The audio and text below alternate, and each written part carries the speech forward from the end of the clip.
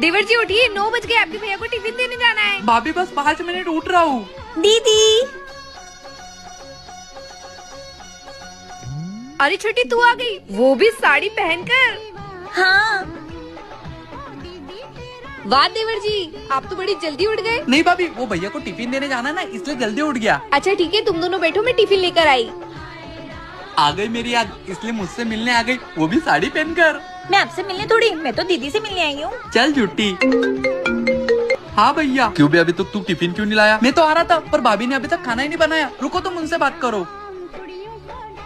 भाभी भैया का कॉल है, बात कर लो ना। क्या हुआ, तुमने खाना नहीं बनाया? अरे वो मैं आज उठने में लेट हो गई थी, इसलिए खाना नहीं बनाया, आप बाहर से खा लो। भाभी आप कितनी अच्छी हो। तुम दोनों की शादी ना मुझे जल्दी करवानी पड़ेगी, नहीं तो मेरे पति देव भूखे रह जाएंगे। दीदी तुम भी ना। हाय, शर्मा गई क्या?